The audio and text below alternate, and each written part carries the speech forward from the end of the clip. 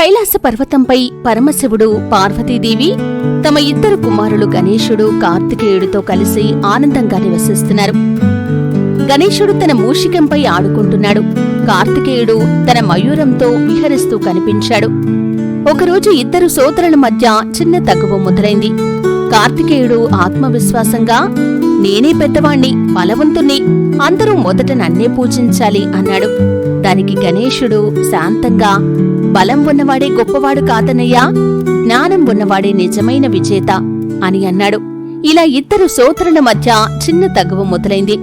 ఇది చూసి తల్లి పార్వతీదేవి ప్రేమతో, నా పిల్లలారా, మీ ఇద్దరికీ నేనొక పరీక్ష పెడతాను.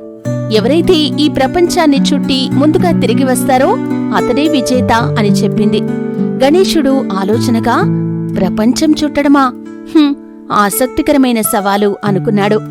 కార్తికేయుడు మాత్రం ఉత్సాహంగా, ఇది నాకు చాలా సులభమైంది, నా మయూరం ఎవరూ చేరలేని వేగంతో ఎగురుతుంది అని చెప్పి కార్తికేయుడు తన మయూరంపై ఎక్కి సుడిగాలి వేగంతో బయలుదేరాడు. కార్తికేయుడు పర్వతాలు, సముద్రాలు, అరణ్యాలు దాటుతూ ప్రపంచాన్ని చుట్టసాగాడు. అతడి మయూరం మేఘాలను చీలుస్తూ దూసుకెళ్ళింది. అదే సమయంలో గణేశుడు తన మూషికం పక్కన కూర్చుని ఆలోచిస్తున్నాడు. తనలో తను ఇలా అనుకుంటున్నాడు, నా చిన్న మూషికం ఇంత పెద్ద ప్రపంచాన్ని ఎలా చుట్టగలదు? కాని ప్రపంచమంటే నిజానికి ఏమిటి అని ఆలోచించాడు. ఒక్క క్షణం ఆలోచించి గణేశుడు చిరునవ్వు చిందించాడు. ఆనందంగా, నా తల్లిదండ్రులే నా ప్రపంచం కదా, వారి చుట్టూ తిరగటమంటే ప్రపంచాన్నంతా చుట్టినట్లే కదా అనుకున్నాడు.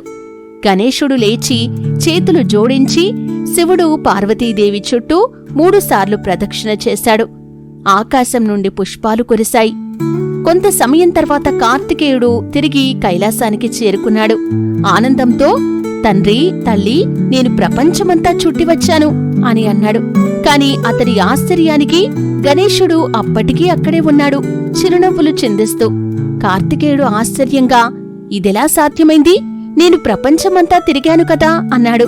దానికి గణేశుడు, అన్నయ్యా, నా తల్లిదండ్రులే నా విశ్వం, వారి చుట్టూ తిరగటం అంటేనే ప్రపంచాన్ని చుట్టినట్లే అన్నాడు.